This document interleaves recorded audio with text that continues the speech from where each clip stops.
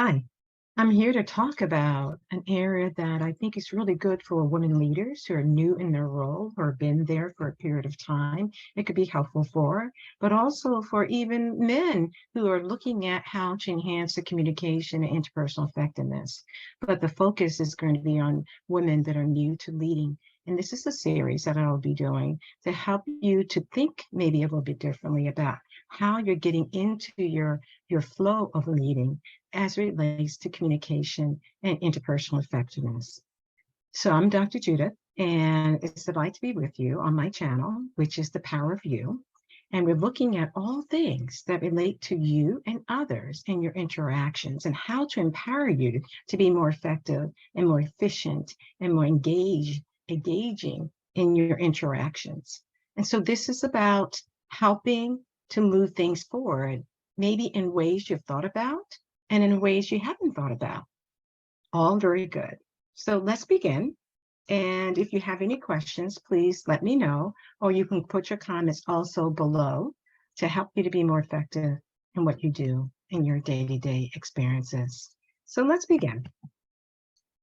So one of the things that we want to talk about here is that there are many perceptions that we can have of ourselves and others have of us as well, in terms of the new role that we find ourselves in and what that means and what that looks like for ourselves, what we envision that to be, but also what other people have as expectations of us as well.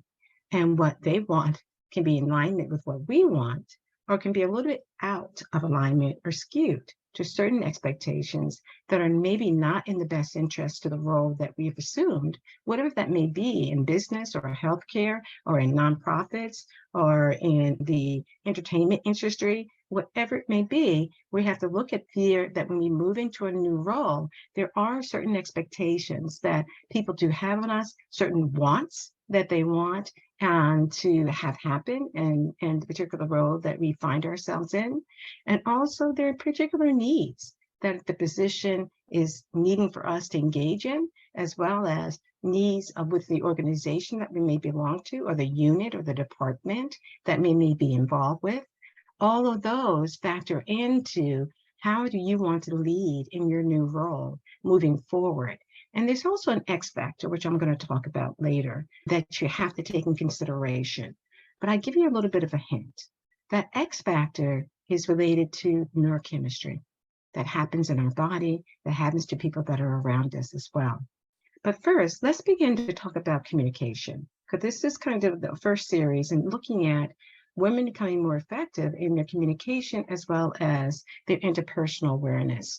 And so we are in a system. And then what I mean by a system is that we're not solo, only alone in our role, but there are systems within systems and within systems. And the first system is the team that is directly reporting to you, or if you're in a cross-functional team, that the team that may be more remote, but they still report to you in some way. So there's many people sitting at that table or sitting in the seats around a particular table, and it can change based upon the expectations of the role itself, based upon what we perceive, what we need around the table in order for us to be effective in our roles and what we're and the work that we're doing.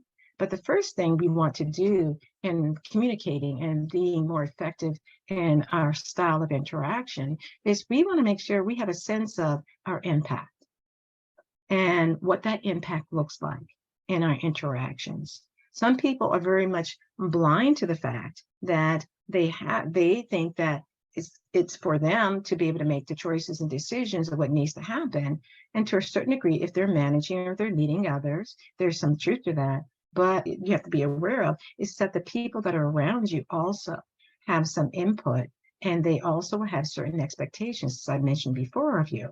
So it's all, if you're looking at communication and you're looking at being more interpersonally effective in communication, then you have to look at those systems within systems. And the first system is yourself. The next of that is your team that you're managing. The next is a cross-functional team that you may have some engagement around. The next is the meetings that we attend externally and internally about the subject matter that we're focused on and having to be an expert around in some ways or give our thoughts about. And then there's this collective organization. that has certain cultures, norms, and views about how things should be done as well. So we're not alone. We have many different rings that we're working in, and we need to be intentional and conscious in order to assess what level of these rings have an impact upon what you're doing. Most of those rings that I mentioned, they are going to have an impact upon you. It's just a matter of degree. And that's what you need to look like. When you're new to leading, you need to look in the system, not just the individual or the people that directly report to you, because what is asked of you in the system and the organization or the company that you may belong to, or the healthcare system that you may belong to, may be in alignment, or it may be a little bit out of alignment with what you're anticipating your role would be. And all that needs to be clarified.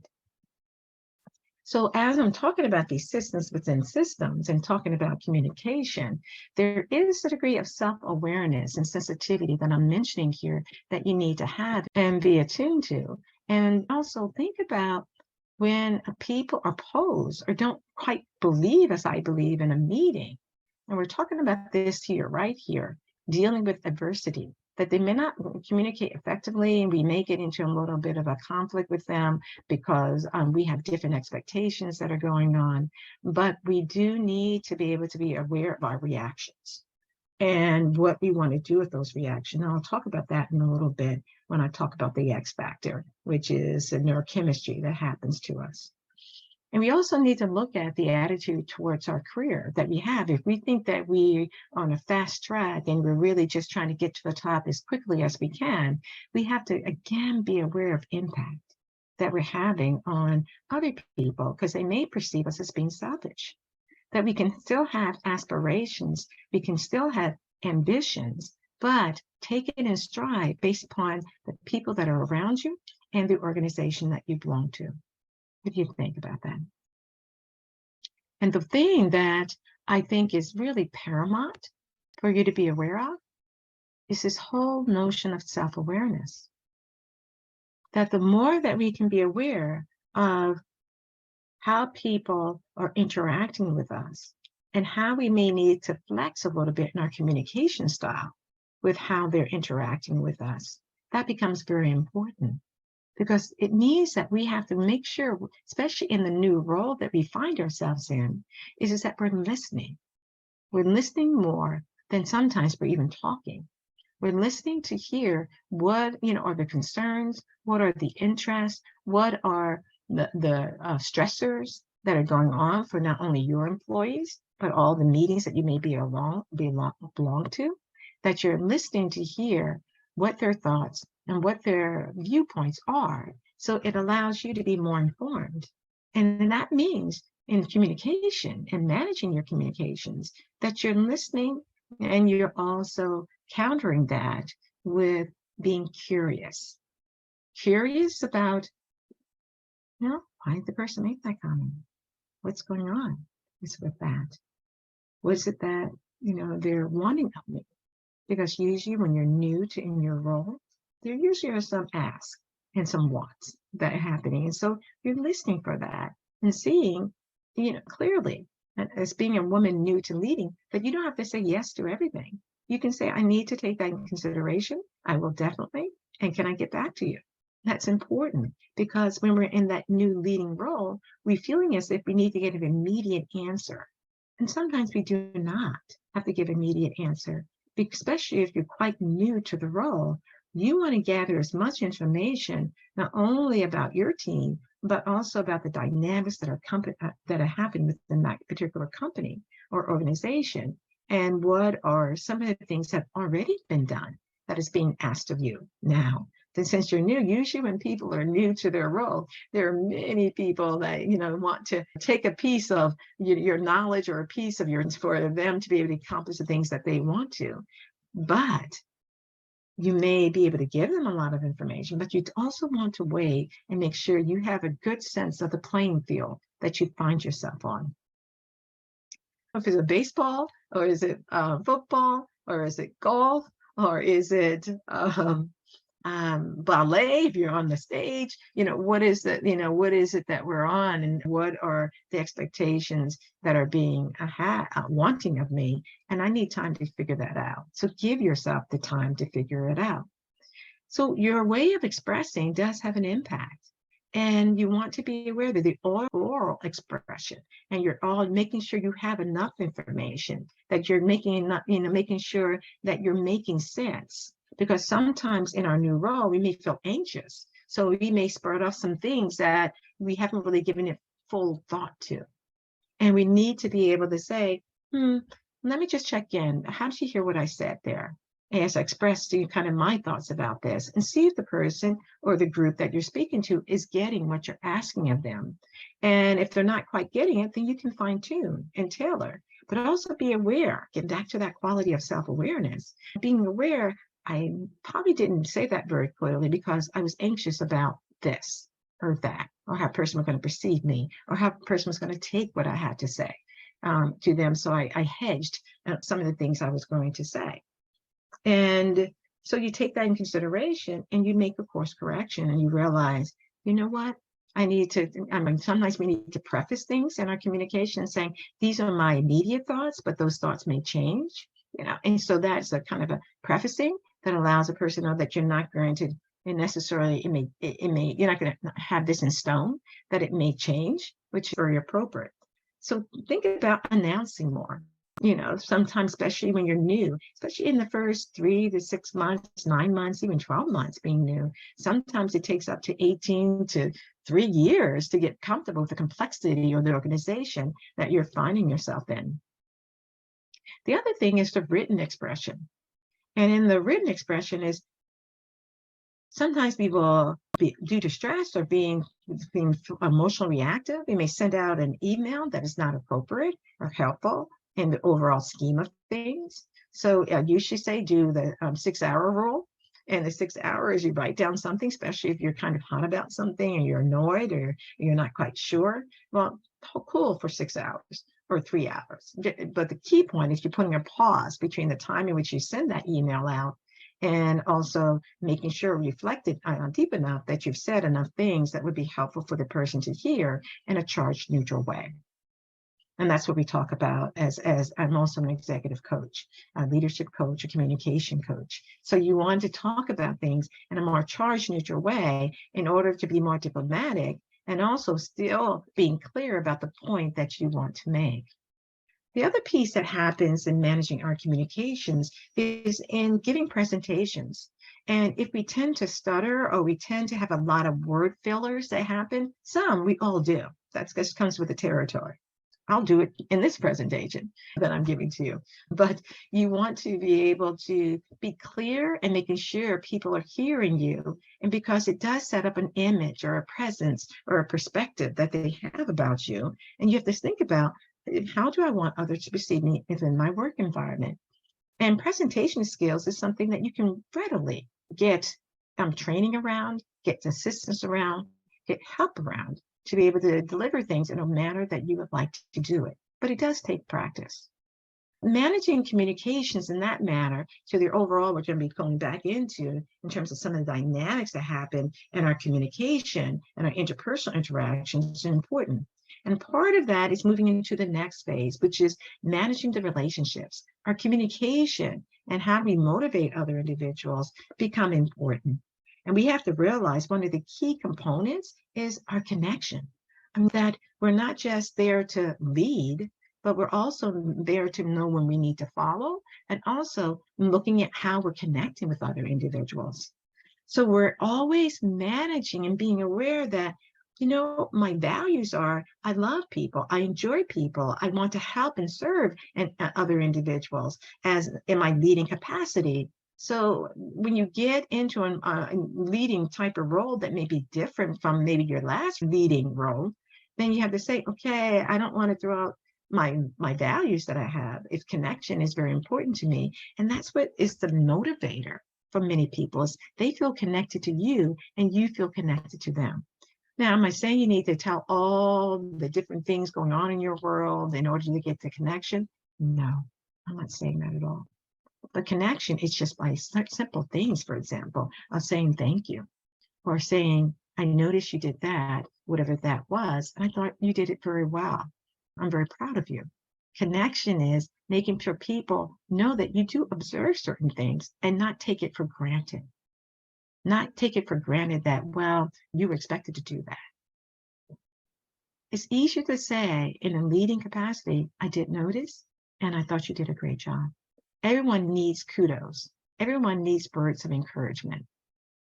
And you want to be able to give those words of encouragement because it helps to motivate other individuals wanting to continue to work with you, continue to give their best effort and what they're trying to accomplish for you in that particular project or task that was requested of them. Also, there are many people who want to be able to know that you're there to help to develop them, that you're there to help to make sure they're being their best self in the work environment, that you're empowering them, and that you notice their talents, and that you say, I think this would be a great course for you to take because I think it would help you exponentially with a particular other quality that you want to develop that you've talked about with that particular person. But also in managing relationship as a leader, sometimes you do have different stakeholders in an organization and externally to the organization that you do need to continue to have conversations with and interactions with. And it has to be authentic and you want to be genuine as well. But these are all the different things that happen under the umbrella of managing communications and interpersonal effectiveness. Part of that is getting into managing your team and realizing that you may have individuals that report to supervisors and those supervisors report to you, but it doesn't mean that you don't have interactions with the whole team or the individuals within the organization, and that you find ways in which they know you and you know them a little bit more. Depending on what role you're in, you always want to be gracious. And you want to make team members know that they are valued and they are appreciated, whatever level you're in within the organization. And team effectiveness, we'll talk about that in another presentation, but that is a key component and it has some levels of complexity, but it also does hit this issue of communication and looking at how you're interacting with other people in a more effective way. And part of that comes with how am I sharing my thoughts, my perspective, my views with others, and how do I notice others doing the same? Because you can have a diametrical points of view, but you can have a conversation and not get into these major conflicts around it. And so one of the things you want yourself and your team members to have some training around is how to give effective feedback, how to give effective responses, and not just look like you're ticked off and you're frustrated and you're angry or whatever. That's not going to help you, and that's not going to help team member or team members that are reporting to you. It's not going to help members within the team itself who need to be able to get along to be effective in their particular task that they're doing. So this comes to influence. So you want to make sure you're influencing in a positive way. And so your attitude and your perspective about things is just as important as the team members that are directly reporting to you, and also the various meetings that you find yourself in. And we'll talk a little bit about that at some point in time as well in this series. But ultimately, all of this relates to you and how to empower you to be more effective in your role, and therefore helping others to be more effective in their communication and in their interpersonal interactions as well. It's kind of a round robin. The more you become more effective in your role, understanding yourself, understanding the awareness about some of the things you may want to refine or to be able to improve upon, and you're helping your team members to do the same, then you're now leading more effectively and more helpfully in helping people to achieve their best self and you to do the same. Now, the next piece that I want to talk about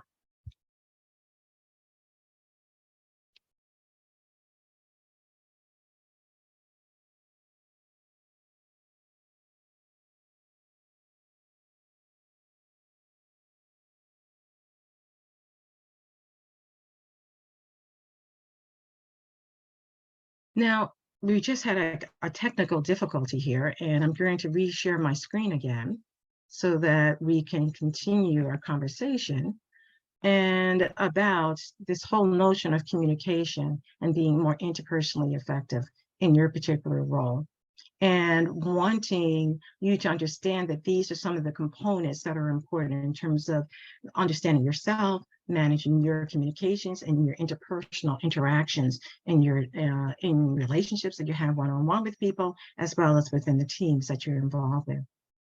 Now, the major thing that we sometimes have to be aware of is that people do have an awareness of how we're coming across. And they will sometimes mimic us in our attitude or our perspective about things. Have you ever noticed at a meeting, when you cross your arms, some other people may cross their arms as well? Or have you noticed that when you're upset about something, then sometimes other people within that particular group that you're in with, in terms of talking about, they may get upset too? Well, there's something called mirror neurons that take on, and especially for a leader. It's important for them to be aware of that their attitudes, their perspective, their behaviors do have impact and can reflect what other people will end up showing up, how they will be showing up. It's like um, the leader that's maybe annoyed or angry about something, and they're coming down the hall, and you can hear them coming down the hall, and they're looking angry. So some other people shut their doors because they're concerned about how angry you may be, and other people may say, they get so maybe annoyed and frustrated too because they're already having a bad day, and then your particular perspective or views as you're walking down the hallway and maybe talking with someone about it, they get upset about what they're hearing going on. But then I'll talk a little bit more specifically about mirror neurons in the next slide. But what we're talking about, how we interact, there's a culture that we bring to the organization, be it if you're Caucasian or African American or Latino or American Indian. There's certain qualities that you're bringing to, and that's, bring into the culture of the organization. And then there's also the culture of the organization itself. And that's what you're understanding as kind of these systems that go on and the impact that we're having and the impact that it may have on communication as well. So mirror neurons or kind of a reflection, it's like a mirror. But other people see you do, they may sometimes reflect and do as well. There was a study that was done with apes, and the study was both apes were in different cages. So you had one ape A, and you had ape B and B. They put bananas outside the cages and a stick. And so what they noticed was, in the observation, is that the ape was really hungry and they wanted that banana. So one of the apes, ape B, for example, looked, and you saw them thinking about, how do I get this banana? So they ended up sticking their arm outside, taking the stick, and then noticed that, the stick was long enough to be able to get to the banana. So they ended up taking the banana and pushing it to them. I shouldn't have taken the banana, but they took the stick to the banana and pushed it to them.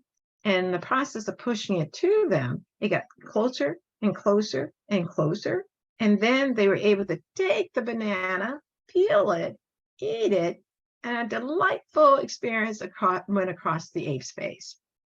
Now, the other ape, ape A, said, well, I can do the same. So it took its stick and did the same exact thing. Mirror neurons. Pushed the banana towards the cage, and then got it close enough, and then picked up that banana, peeled that banana, and ate it. And it's like, wow, there's a connection to the things that we see what other people are doing. And then we mimic those things, be it at work or be it at home or at a cultural level. Those things are happening. And so as a leader, you want to be aware of, what am I communicating that I kind of may know that others may mirror? If we're all stressed out, guess what? You will have people within your particular unit or department or division. It may look just as stressed as you going on. And if you look calm, it can be a calming experience for those that are around you. I'm not saying you have to be calm 24/7. That's not what I'm saying. I'm saying just be aware that your perspective, your attitude, your behaviors, your communication style does have an impact upon those who are around you as a leader. And as a leader, you want to be able to say, what's the impact that I would like to have? And most of us want to have a positive impact, an impact that is going to help lead the organization forward in our particular role that we find ourselves in. But the mirror neurons is something to be attuned to and be aware of. What do you think about that? Do you think mirror neurons is true? It really does occur? If not, I'd love to hear your thoughts about that.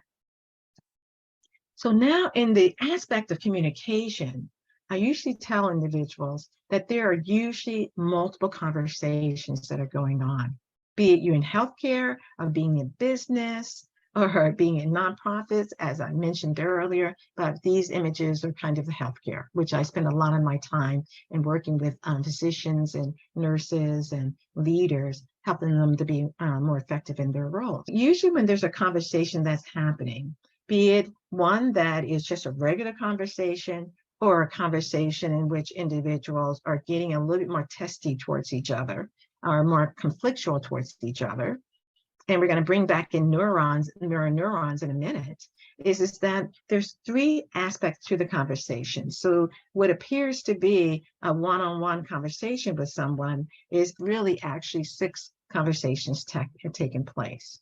And I'm going to talk a little bit more of this in a minute. But the identity is one aspect. In terms of when there is especially conflict, there is identity issues about how people perceive me.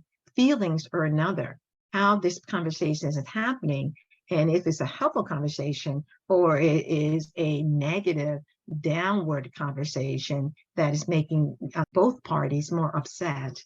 And then there's a conversation around what happened.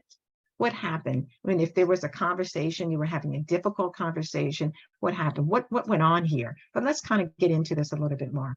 So when I talk about this notion that there's three conversations that are taking place, and let me just go back for a minute, that these identity feelings and what happened is that we can also have different filters by which we're hearing things by. So we may perceive things to how they happened in a different way, what the other person perceived it as being because of those filters.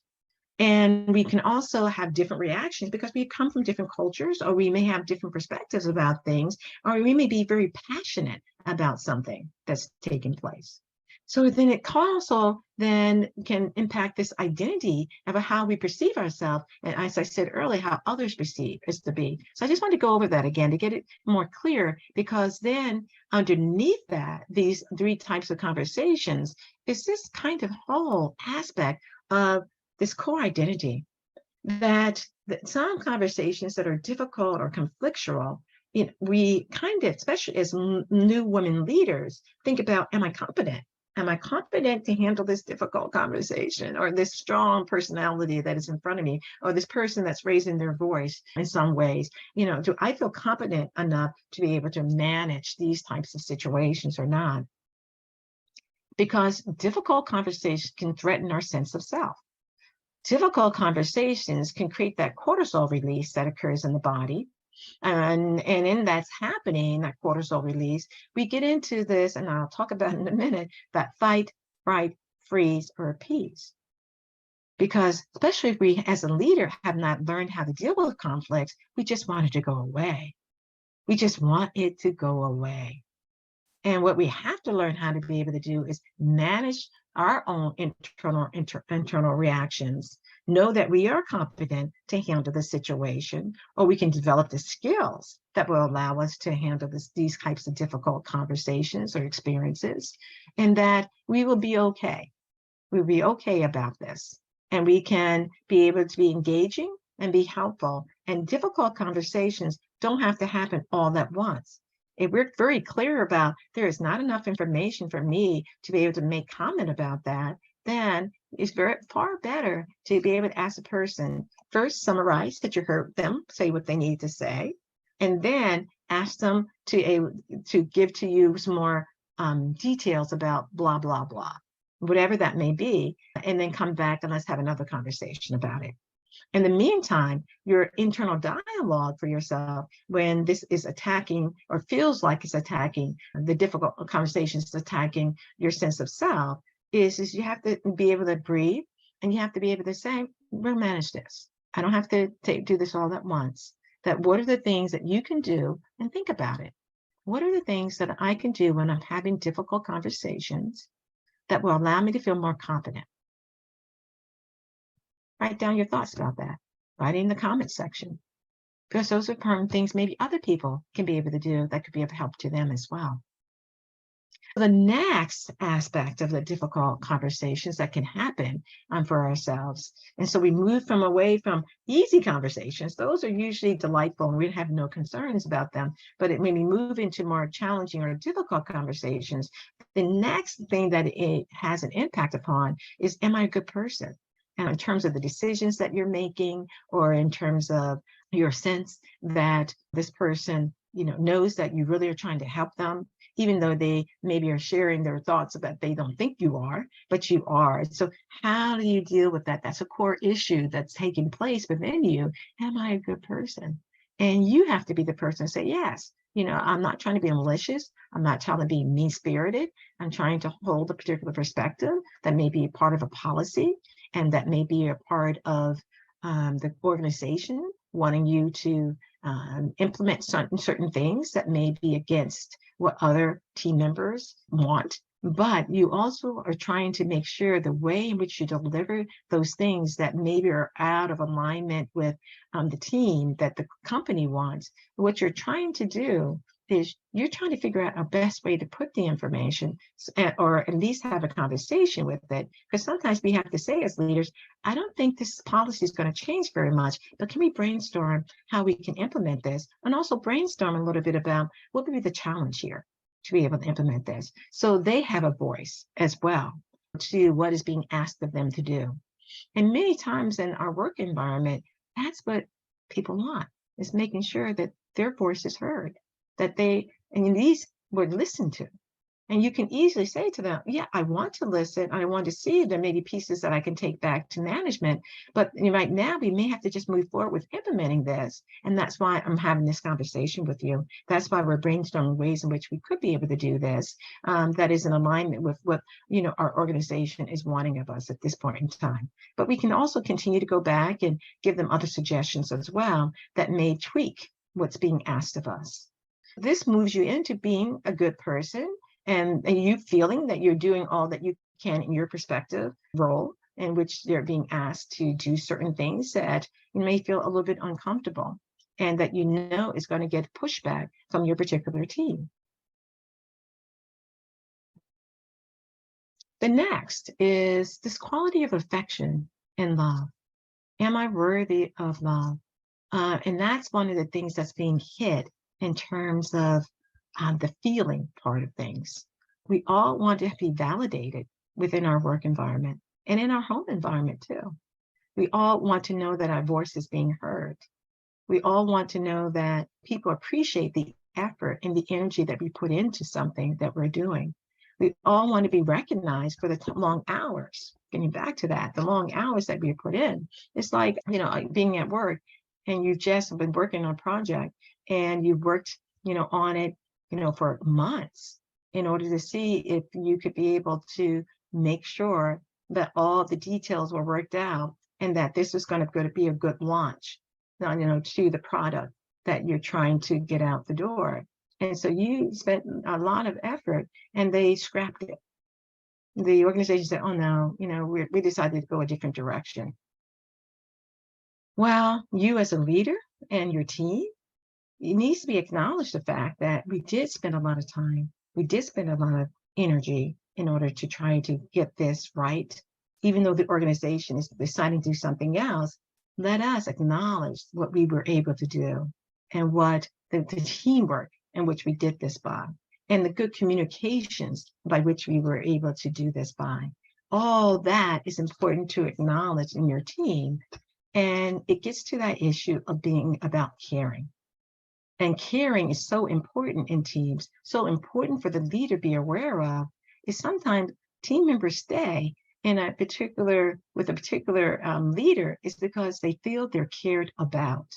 It doesn't mean that that leader is not being candid with them in terms of their performance or things that they need to be able to do better or refine, but they still feel that sense of caring. So you have to think about, how do I show caring in my role in leading in the particular organization that I find myself in? So those are some of the areas that are impacted when we're having these difficult conversations with individuals. And the last that we've talking about here is this affection, this care. But the other aspect that happens is stress.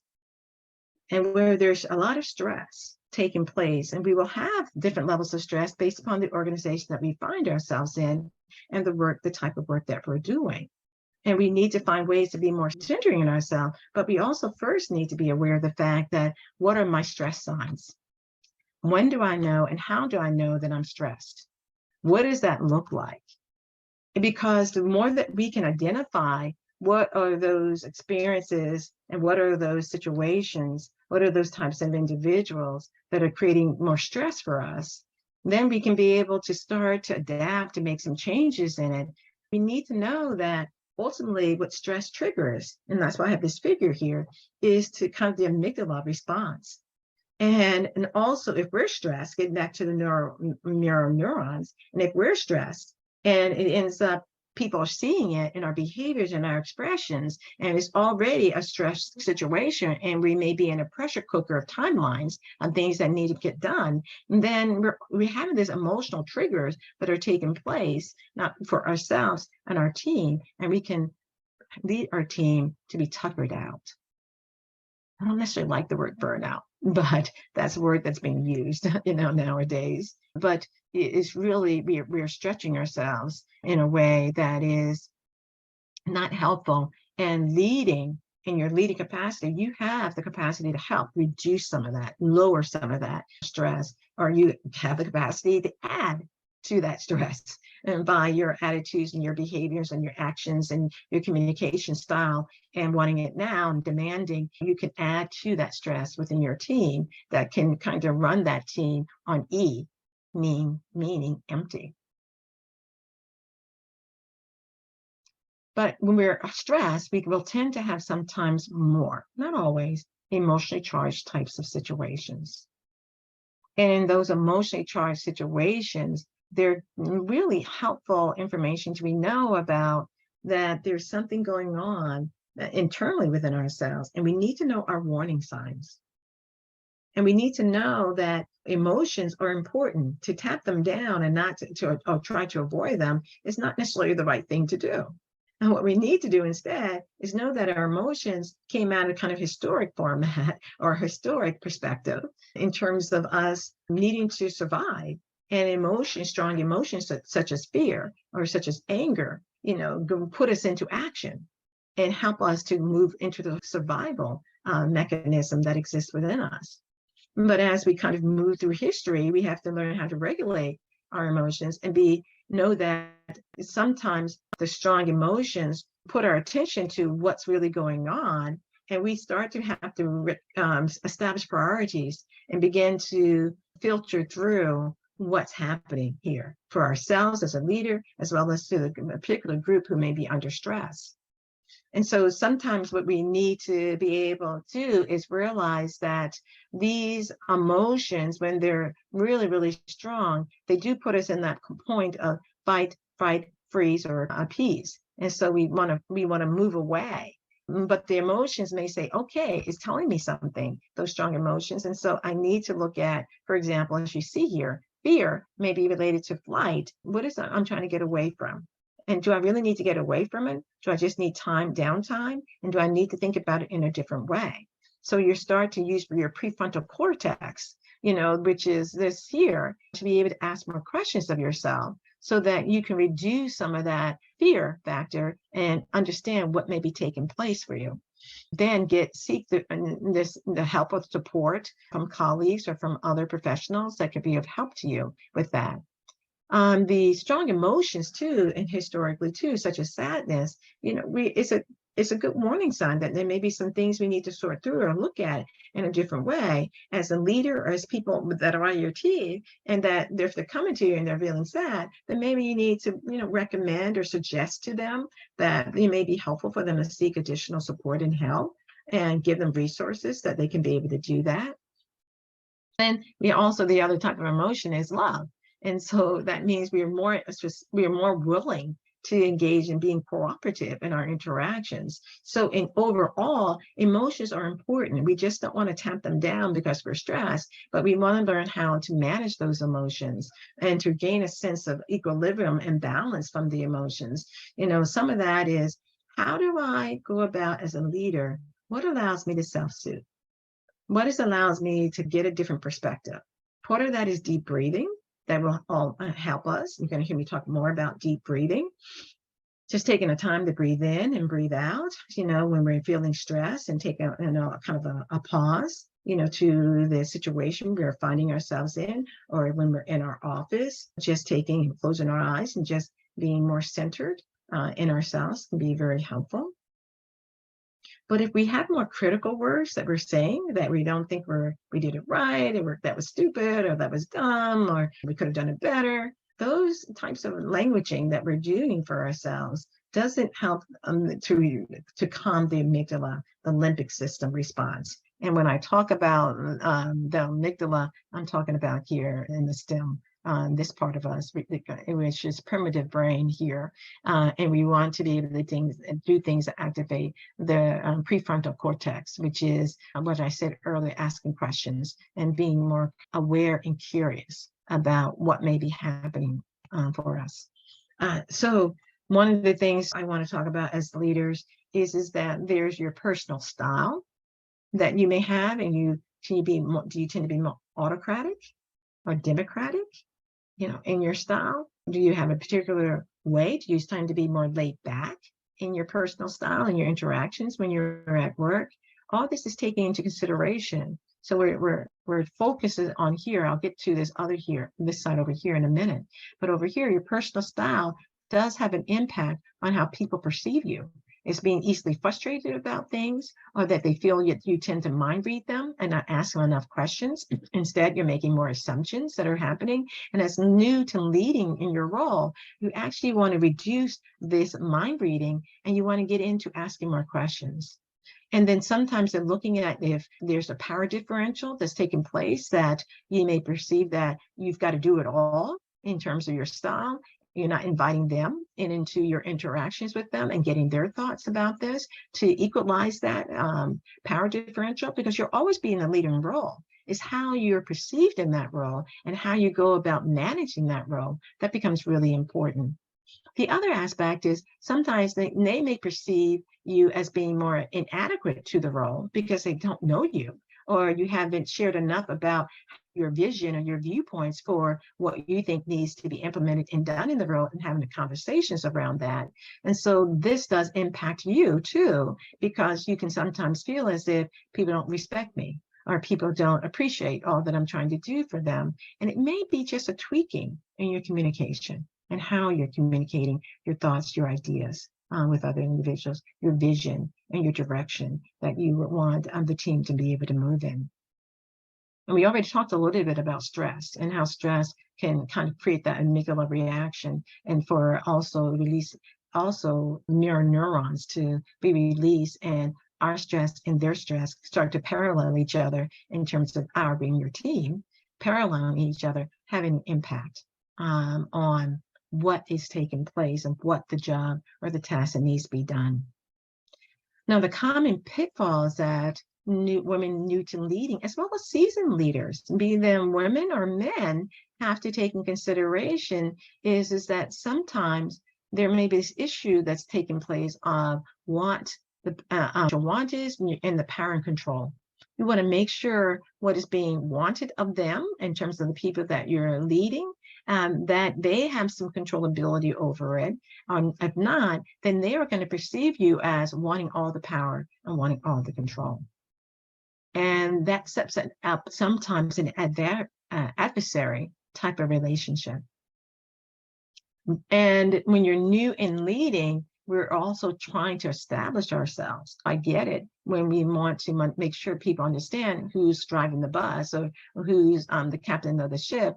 I understand that. But at the same time, you have to realize this is at play in your interactions. And being new to leading, you don't have to have necessarily all the knowledge, all, the one-stop shopping be you. You want to spread it out among your team members, and you want to learn what from your team members, their perspectives about things and what needs to be done, because maybe they've been in the organization a lot longer, or you may be in a role that you've been in the organization for a period of time, and now you're into a new leading role. But even then, you want to take the time to understand the team from the perspective of you leading them and what they're looking to you to be able to do. The other thing is sometimes we get into problem thinking. That's a pitfall. We're always thinking about the problem, which I get it. I understand why we do that. We're thinking about the problem, and we're thinking about how we need to move from that problem and helping other people to do that. Sometimes we think we need to do that solo, and other times we're thinking that we need to just get it done, and so we can move on to the next thing. Because sometimes in our leading capacity, we think that people are always coming to us with problems. Many do, because as leading, they're trying to figure out how to resolve that problem. But you have to think about, as a leader, is this a problem that I need to resolve, or is it a problem that they need to resolve? And do they need your skills to be able to do it? Because if they're always coming to me as resolving all their problems, how do they grow and how do they learn? And how do they be more autonomous? If that is one of the goals that you would like for them, and also help them to continue to improve in their performance as well. So I say, flip it. Ask individuals to come to you with solutions. What are their thoughts about the solutions that need to happen? Tell me what the issues that are going on. Tell me the back history that maybe is important to know. But then let me hear what your thoughts are, what potential solutions, and then let us kind of brainstorm that and look to see what's going to be most helpful based upon all the information that we have. The other issue that's the pitfall for women new to leading, and is an issue around being exasperated in terms of this emotional kind of sighing, rolling your eyes, feeling frustrated, by, that comment that was made or the question that was asked that you thought was, trite, and a question that they could have resolved themselves. So you're feeling flustered and frustrated, by it. And usually employees want to see that their leader has some degree of emotional management, that they're emotionally managing the situations. We can be taxed by things. We can feel out of sorts by things, but how frequently do we show all that is important, because we do, going back to mirror neurons, people see us in a particular light, and it may have an impact upon their behavior. And this gets with the notion of emotional control. And the emotional control is that if they're always seeing us exasperated or angry or upset or frustrated or rolling our eyes, then what that gets into is they perceive us not having control over our emotions, our control over our impulses, and that we're too quick to, because of our own stress level, we're too quick to give a response that may have to go back around again to correct and say, you know what, I was giving it some more thought, and I think maybe this would be the better way for us to go. So we, as leaders, getting back into that self-awareness, have to know how to manage our impulses. The other one is affiliation, that we have to be aware of, that people perceive us as being a lot of favoritism going on in who we're affiliating with, that we want to spread the wealth around. We want people to know that we are caring and that we have concerns about them, but we're not playing favorites. because that's not helpful to the organization or to the team that we're trying to grow and advance, and helping them to perform in better ways. What it builds up is resentment, or builds up the sense that you have your favorite people, I'm not one of them. So it may demotivate them to getting their job done more effectively and efficiently. So be aware of that. I know we all have people that we feel, are in alignment with us in our perspective, and that we feel great about that. So we tend to go to, they're our go-to people. But we also have to balance that with knowing that the other individuals that we are not as alignment, that they do have feelings, thoughts, and behaviors that they need to be able to move us to a better way of saying that is that we need to be mindful of the fact that people want fairness, I guess is the best word to put it. People want us to be fair. And they want us to be able to know that they are seen and they're not invisible to us. So the more that we can show a degree of fairness and acknowledging an individual in the work that they're doing, the more helpful it is to the overall growth of the team and the advancement of your vision and your perspective that you would like to have with the team and the projects and tasks that you've been giving to the team. Now, with that being said,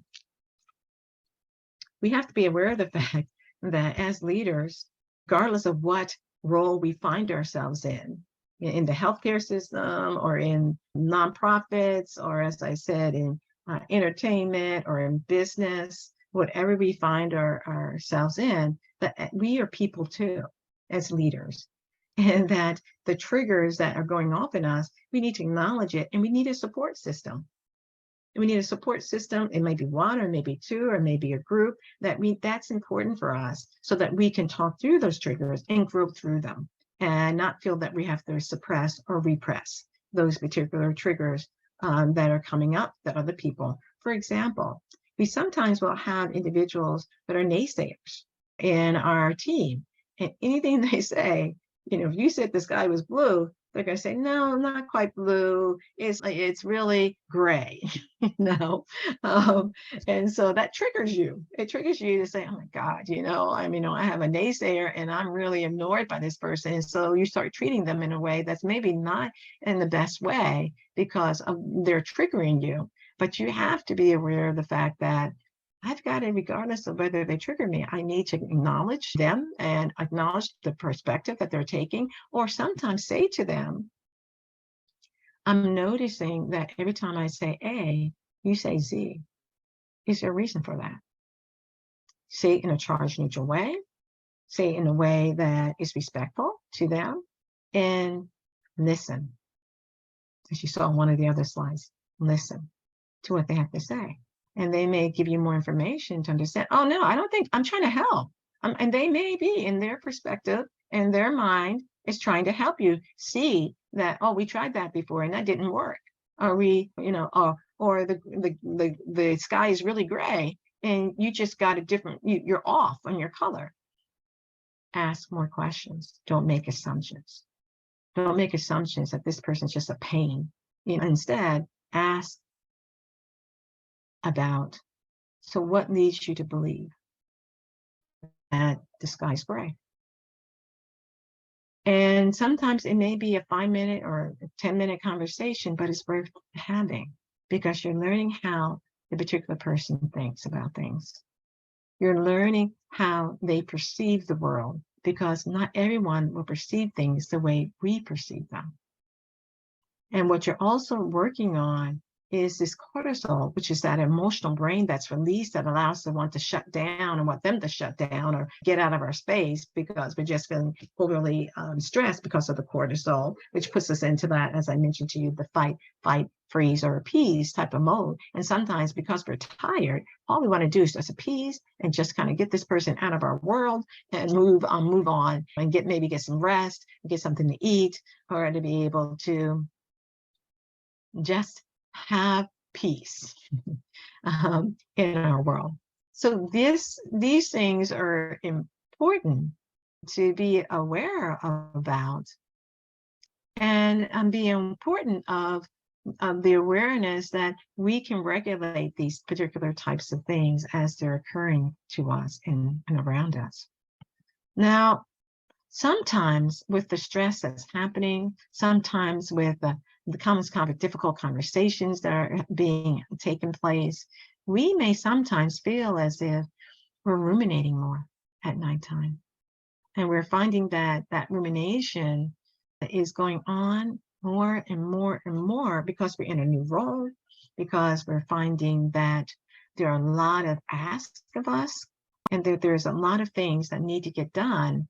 And we're finding that we're only scratching the surface. We're only scratching the surface on some of these things that need to be done. And so we may be more stressed and out of sorts and feeling as if we are getting fatigued, that we are getting so much fatigued that, it's impacting our sleep, because we're fretting more, and it's impacting our general well-being. And so if that happens, these late night ruminations or early morning awakenings, or finding that we're waking up with thinking about what needs to be done with this particular situation here, and that particular situation here, and this particular situation over here, that, as a leader, it wears on you. It literally wears on you. And you have to be able to say, what's happening here? If I'm noticing that there is a taking place reaction because of competencies that we talked about earlier, or good enough, or being lovable, or accepted, or valued in our particular role that we're doing, then we have to be able to kind of understand that this is taking place, or may be taking place, or having an impact upon us, and seek assistance and support with a group of like leaders and that you're involved with, or through coaching, or through family members, that you find other ways than ruminating to start to think things through, and what you want even your bedtime ritual to be, so that you start closing the different things that are going on in your world down, and you have some kind of quiet time to read something that's enjoyable to you, or listen to some music that's enjoyable to you, or do something that allows you to kind of wind down, so that you can be able to get a good night's sleep, because sleep is very important to our general well-being. And the more, as leaders, and I realize some fretting is going to happen being new to the leading type of role, but we do want to manage that. And we do want to be able to make sure in our communications with individuals, we're listening to them, because we have a full tank of energy to hear what's going on and what their needs are, and not look impatient, or you don't have enough time. Far better to say to a person, you know what, I think what you're talking about is important, but I don't think I have an ear for hearing or listening to it right now. Can we find a time that we can talk when I can be more fully present? So that it allows them to be able to say, okay, yeah, can we, please get on my administrative assistant schedule. I have my schedule. They know my schedule. Get on the schedule. I'll be more than willing to talk with you about Z, and do it that way for yourself. So we've talked about a lot so far. And the next thing that I would like to share a little bit more about is tips. Tips for moving forward in your communication. We talked about communication. We talked about what may be happening with the amygdala hijacked and the mirror neurons. We talked more about these three different levels of conversations and what impact it has upon us, these conversations that are difficult that we have. We talked about kind of these aspects of communication, understanding self and managing others, and managing our interactions in general, all important things to be able to talk more about. And it will be an ongoing conversation, because communication, and what I've been talking about in this presentation, is it's not a one-shot deal. It is an evolving process, and how we communicate and get better at it as new leaders, as well as seasoned leaders as well.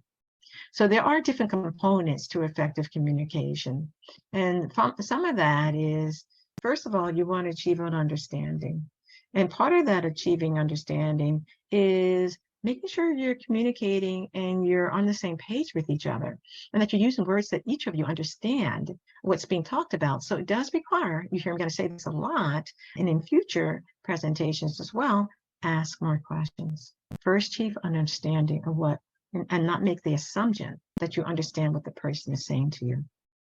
Because you may think you are exactly the same page, but later on you find out, oh, I thought you meant this. You really meant this. But because we didn't ask more questions to make sure we understood what was being said and done, it ended up that we missed each other in our communication and what we were saying to each other. And when you're listening, you see there, you're listening without judgment.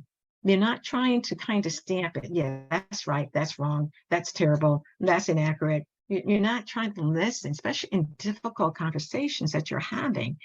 You're listening to be able to understand what the person is saying to you. And it's not necessarily agreeing to what they're saying.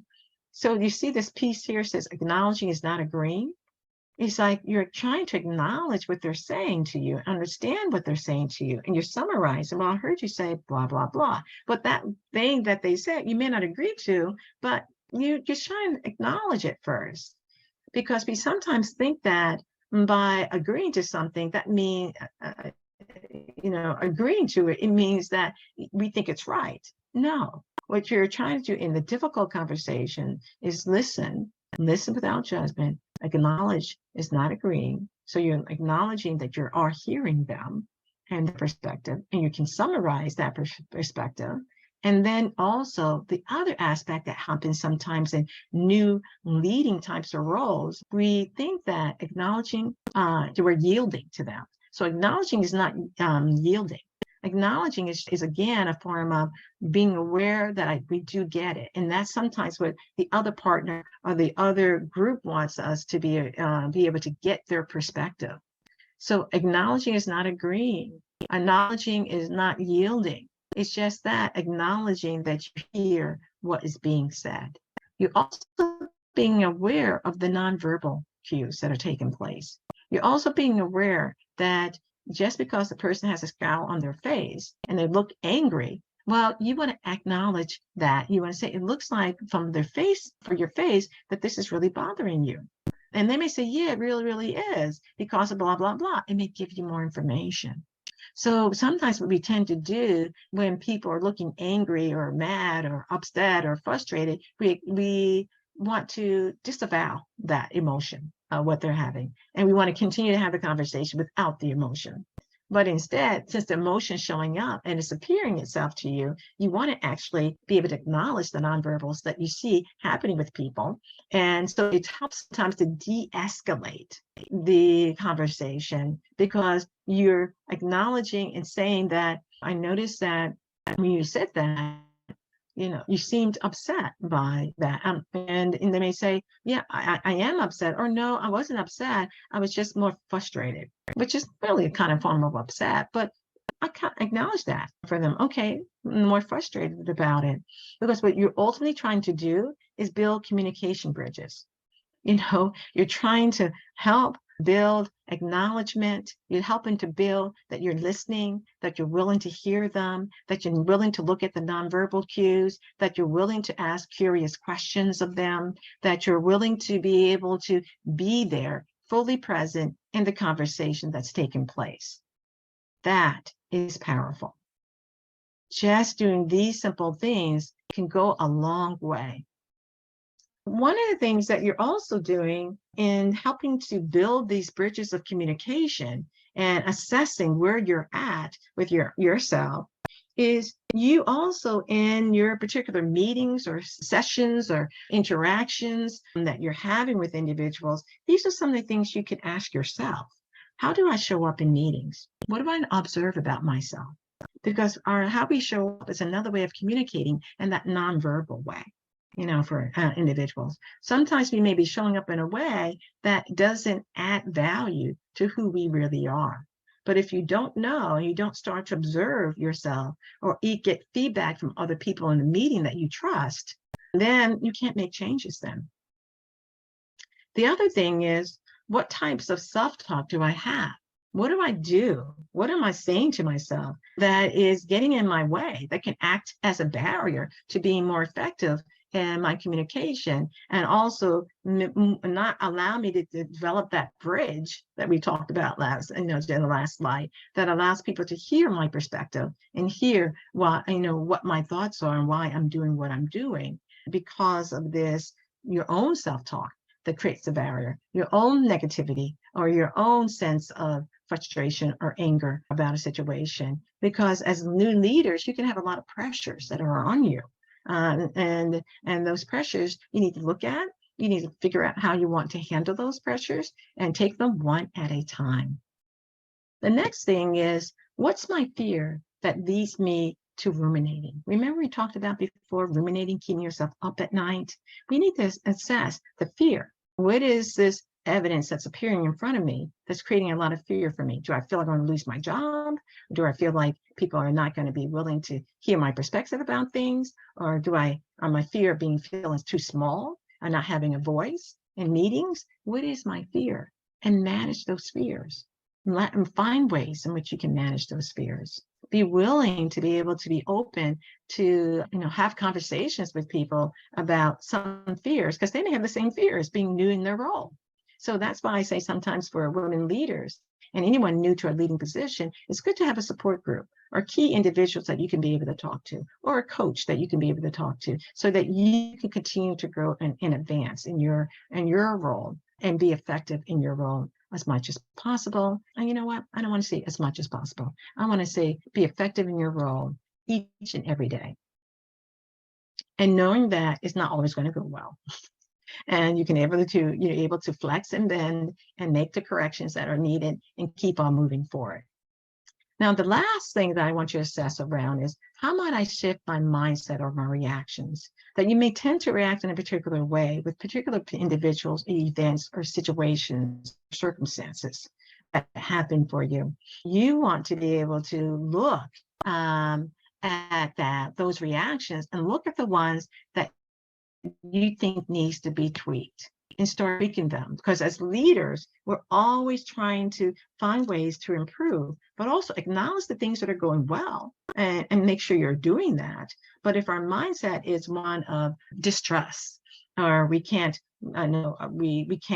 believe what a person is saying to us because of past behaviors with that employee and how they interacted with us, you need to look at that. Sometimes we need to have conversations with that employee about our concerns that we do have and develop the skill set to be able to do that. But you want to make sure your mindset is one of charge neutral, that this is a person, yes, and yes, they do have certain propensities to take place within them, but I'm not going to drain my energy by either overreacting, or having a negative mindset about the person. Instead, I'm going to be proactive. I will say what I need to say, or I will learn how to say what I need to say, and I will let them know, what the parameters and what the boundaries are in my work life. For example, if a person keeps on coming to you and asking for feedback about a particular situation has taken place, and you've given your feedback, and they keep on doing it again and again and again, asking for the same feedback, you have to stop and first be aware of it. Your reaction may be of negativity. It's like, you're wasting my time. I gave you some feedback. Evidently, the person keeps on coming back to you is because they want something else. So why not ask them, so what additional information are you looking for from the information I've already given you? So that you're now being curious, moving that mindset of curiosity, and also being less flustered, by this person, because it may give you additional information that becomes really helpful why they've been asking you again and again, because they may have some doubts and uncertainties about their security of their job and about how effective they're being in their role. And so they just want to make sure they're getting enough information from you. Don't know, but hear me say, ask questions. When you feel frustrated, use that as a kind of barometer to say, let me see if there's another question I can ask. Or if you find that your mindset is moving negative then saying, okay, that's a warning sign for me because it's moving negative, and let me see what I can do to do a course correction. And again, it usually goes back to asking more questions. Remember I said acknowledging is not yielding, and the building of communication bridges and the nonverbal communication. These are the three critical things that can be really helpful for you in helping you to move forward and enhancing your communication with other individuals. That you're willing to acknowledge that you did hear them. It goes a long way. These are the top three tips here. It goes a long way and also can de-escalate things. Also being aware of the nonverbals that you're showing. You know, if you look frustrated or annoyed, it's important for them and other people to, well, let me flip that. It's important for you to know that you're giving off the vibe, what vibe you're giving off, and be willing to be able to correct that, make a course correction in your nonverbal cues, just as much as you want maybe others to make a correction in their nonverbal cues. Then the building of communication bridges is a very important key. Again, it's something I said earlier in this presentation. You can easily acknowledge people by saying, I thought you did a great job with that presentation the other day. And the point that I think I'm taking away from that is this, you know, or I thank you so much for making the effort to be able to do that project. And even though we didn't come to fruition the way we would like it to, I do acknowledge that I can see the effort that you engaged in that. Goes a long way. And as a new leader, the more that we can give the accolades and the appreciation, and it has to be authentic, the more that we can do that, it helps to build bridges so that when we do have more difficult conversations, the person is willing to be able to listen and hear our perspective about things. Does that make sense? So one of the things I say when you're feeling frustrated in your communication with someone else and you're in your leading capacity, that you do want to switch your reactions. You know, and some of this I'm trying to put in different formats and packages so you hear a common theme that's taken place and how we want to communicate and refine our communication responses and reactions. And so one of the first things you want to do is when you're feeling frustrated as a leader and new to your role is pause. You know, pause, start to ask internally as you're breathing, is there anything that I need to ask here that would give me more clarity? And breathe and listen. Make sure you're asking the question. Then you want to slow it down and summarize what you hear. Summarize. I really heard the point around blah, blah, blah. I really heard that you were wanting me to see that the effort that you put in or see that the project that was done, that you gave it your best effort. And you want to make sure that I'm hearing the fact that there are a lot of roadblocks to how effective you could be in your role. And you have a conversation and you just ask the person, can we just talk more about that? Because I hear that you know, some of these things that happen. And so what do you think is the next steps? What do we need to do next in order to continue to kind of have positive momentum, you know, to what you've already done? Because what you want to do is get into thinking more about questions that you want to ask the others. And so you're coming back around as the conversation is taking place, and you're kind of being curious enough to ask more questions and think in a question way, and not into the why did you do something, more into the what, when, where, how did you do something. And that flow is more of a conversational way than just why, because that puts people on the defensive. That's not helpful to having a effective collaborative conversation in which you feel good about and the other person feels good about as well. This is just another way of being able to think about this and take some key components to what I've been talking about in terms of effective communication and being effective in your interpersonal interactions with others as well. But that pause button is important. When we feel that reaction coming up in us, it's important to press the pause and breathe and be able to think about what is it that I need to ask here before you just launching into saying what you think needs to happen. No, the more information you have from your employees, the more effective you can be in answering the question or perspective, whatever it may be going on. So usually what I say as we're winding down our time here is that you want to be able to move into activating what I call a 15% solution. That this is about empowering you to be more effective in your role. This is about, as you become more empowered, you starting to figure out ways to help to empower others to be more effective in their role. And then that both working together creates a nice synergy that you're now flowing and having greater harmony and greater creativity in your interactions with each other, which is really wonderful. And I know you've been on teams in which you've had that to occur, and it felt good because the leader was not only willing to listen, but they were able to show compassion or care and also candor in their thinking about things. But also, at some level, they probably were continuing to work on themselves to enhance their abilities. So the way that you saw them 2 years ago, and now it's 5 years down the road, you can see that they've grown. And that's what we all want, is to continue to grow in advance. So my thought is activate the 15% solution. And that means that you think about what 15% of something that I can make a change around. 15%.